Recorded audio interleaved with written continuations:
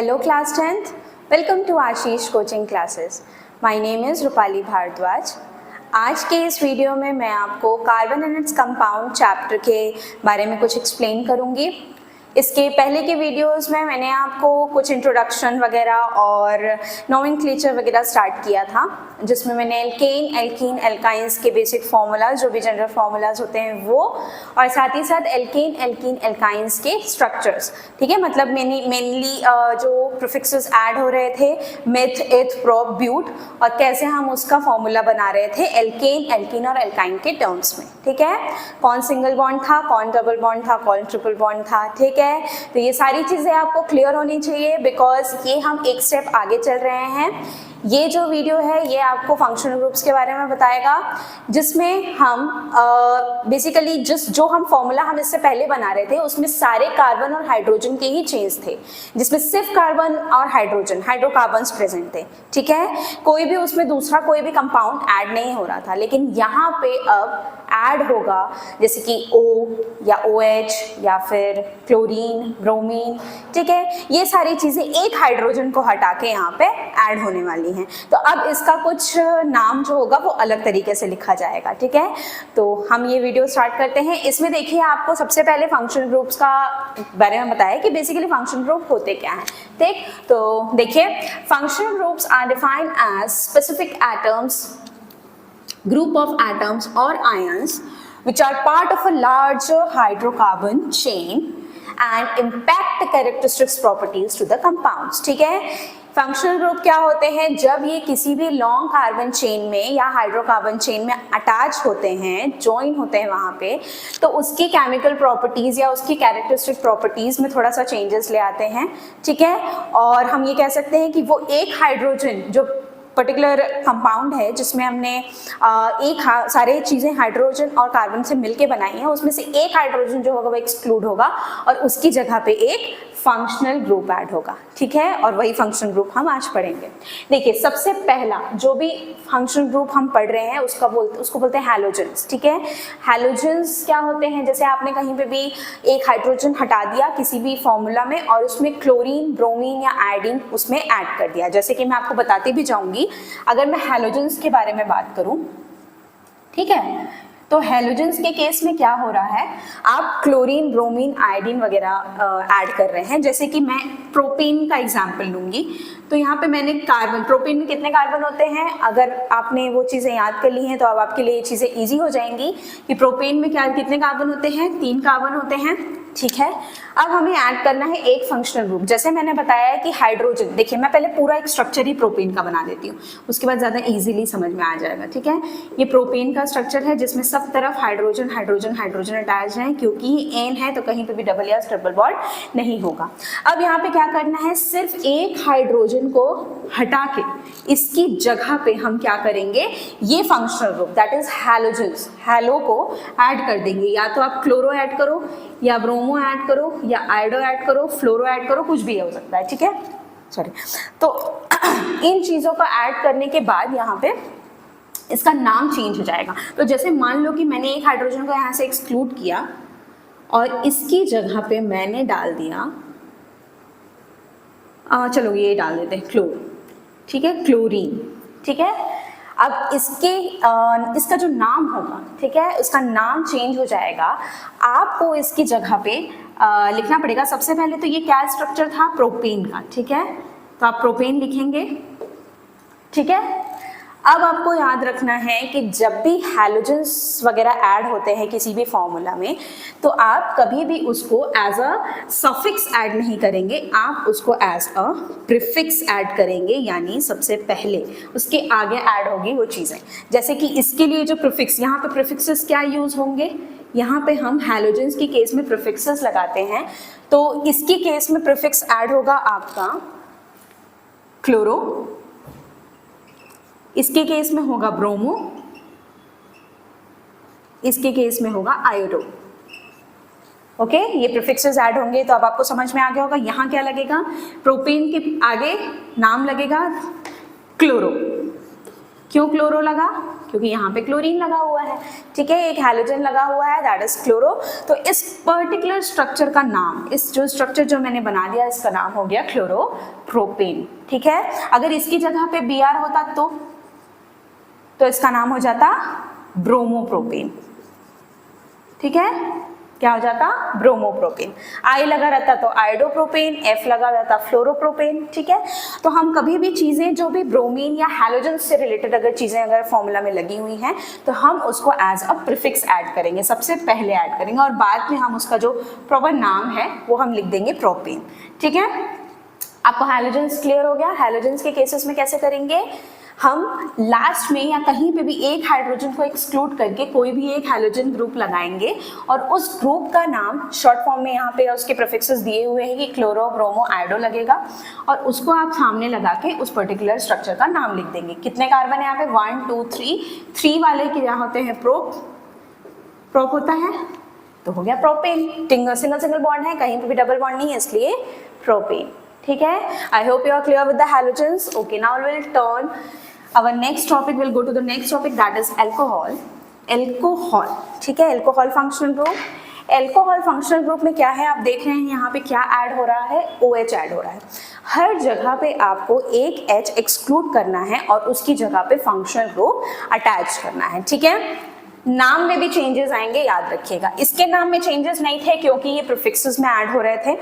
अब यहाँ से हम जो भी चीजें पढ़ेंगे, ये चारों चीजें जो हैं, alcohol, aldehyde, ketone, carboxylic acid, यहाँ से जो भी चीजें ऐड होंगी वो सफिक्स में ऐड होंगी, ठीक है, उस नाम के बाद, ठीक है। तो इस वजह से इसका थोड़ा सा याद करना पड़ेगा आपको कि इनमें क्या चीज़ें हो जाएंगी। देखो, जैसे कि मान लो मैंने अल्कोहल हमें पढ़ना है, मैं यहाँ पे अल्कोहल हेडिंग डाल के आपको बता रही हूँ कि अल्कोहल में अब आपको मैं प्रोपेन का ही स्ट्रक्चर बताती हूँ फिर से। 1 2 and 3, 3 कार्बन हो गया आपका। आप हाइड्रोजन अटैच करो हर जगह,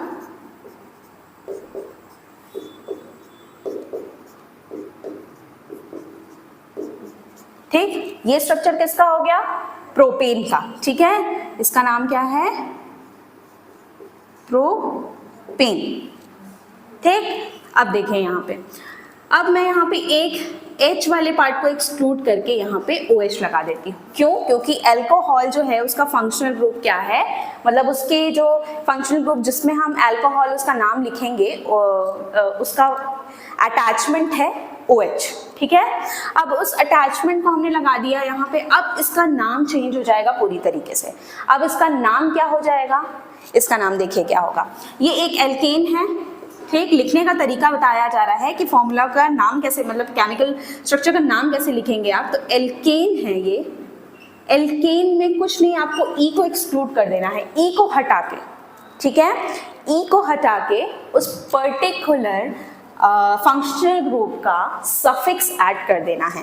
यानी अल्कोहल में जो सफिक्स लगेगा, यहाँ पे सबका सफिक्सेस भी साथ में मैं लिखते चली जाती हूँ। इस सफिक्स को मैं ऊपर लिख देती हूँ कि पता चल जाए कि हम इन सब चीज़ों में सफिक्सेस ऐड करेंगे। सिर्फ प्रीफिक्सेस हैलोजेंस में लगेंगे, सफिक्सेस बाकी नीचे वाले में लगेंगे। अल्कोहल में जो सफिक्स लगेगा वो है OL, ठीक है। तो अभी फिलहाल अल्कोहल देखते हैं, ठीक है। तो इसके आगे हम क्या लगाएंगे? OL। तो आपको क्या करना है, ये आप याद रखेंगे कि जब भी किसी भी नाम में आप फंक्शनल ग्रुप्स, मतलब जिस स्ट्रक्चर में फंक्शनल ग्रुप अटैच कर रहे हैं तो उसका ई एक्सक्लूड कर रहा है। तो यहाँ पे नाम क्या था इसका स्ट्रक्चर का? प्रोपेन था। जब हम शुरुआत में बिना OH अटैचमेंट नहीं लगाया था हमने, यहाँ सिर्फ H था तो उसका नाम था प्रोपेन। अब OH लग गया है तो इसका नाम हो जाएगा, ई को हटा दिया हमने क्योंकि ई को एक्सक्लूड करना है, और इसका नाम हो जाएगा प्रोपेनॉल। क्या हो गया इसका नाम? प्रोपेनॉल। ऑल से आपको समझ में आ जाना चाहिए कि ये जो ग्रुप, जो फंक्शनल ग्रुप इसमें अटैच हुआ है ये है अल्कोहल, ठीक है। तो आपको याद क्या करना है? आपको याद करना है हैलोजेंस में कौन कौन से हैलो लग रहे हैं यहाँ पे। अल्कोहल में आपको जो अटैचमेंट है वो क्या है? OH है, और साथ ही साथ जो सफिक्स लग रहा है उसको भी आपको याद रखना है, दैट इज OL, ताकि आप नाम क्लियरली उसका लिख पाए। तो इसका नाम क्या हो गया? प्रोपेनॉल। अब नेक्स्ट हमारा है एल्डिहाइड, ठीक है। क्या है? एल्डिहाइड। एल्डिहाइड वाले में हम देखेंगे एल्डिहाइड में क्या लगा हुआ है हमारा? CHO, ठीक है। अब आपको वही स्ट्रक्चर है, सेम प्रोपेन का ये स्ट्रक्चर हम लेंगे, जिस तरफ सब तरफ हमने H H H को ऐड करना है।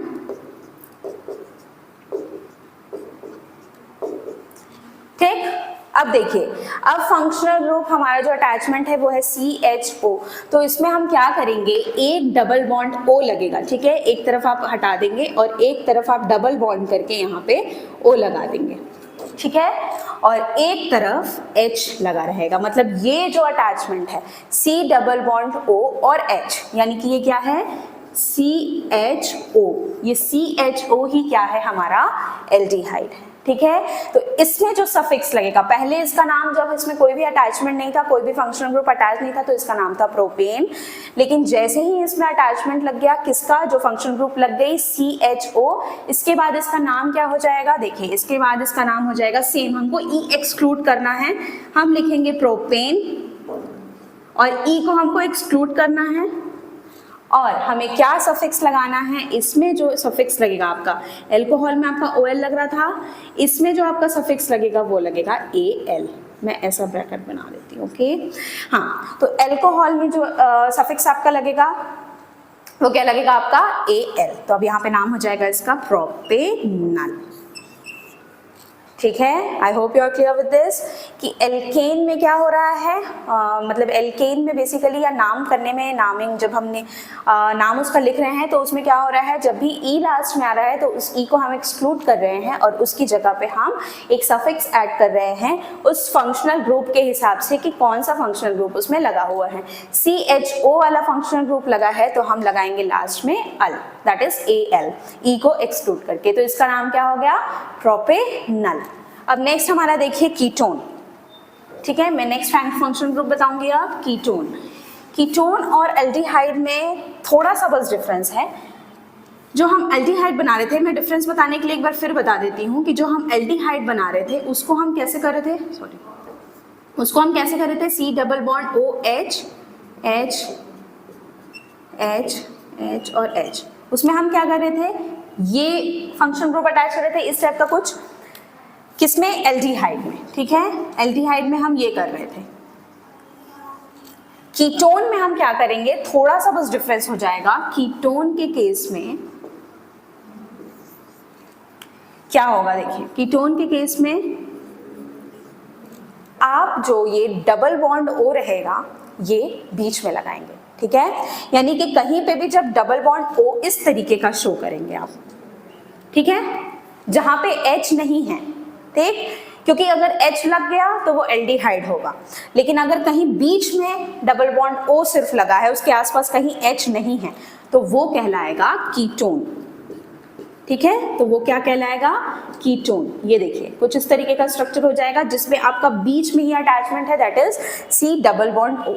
तो सिर्फ ऐसा अगर आपको स्ट्रक्चर दिख रहा है तो वो है कीटोन, अगर आपको CHO वाला स्ट्रक्चर दिख रहा है तो वो एल्डिहाइड। सिर्फ इतना डिफरेंस है। याद करने के लिए आप इतना समझ सकते हैं कि अगर टर्मिनल एंड्स में, यानी कि अगर एक कार्बन लॉन्ग कार्बन चेन है और उसके किनारे किनारे में, साइड साइड में, यानी कि यहाँ और यहाँ, जैसे कि मान लो एक स्ट्रक्चर है कुछ ब्यूट का है मान लो, ठीक है, 4 कार्बन है, तो अगर किनारे लास्ट में यहाँ पे डबल बॉन्ड OH या फिर यहाँ पे डबल बॉन्ड OH अगर ये लगा है या ऐसा लगा है, ठीक है, तो वो होगा एल्डिहाइड, क्योंकि वो लास्ट में लगा है और H उसमें अटैच है।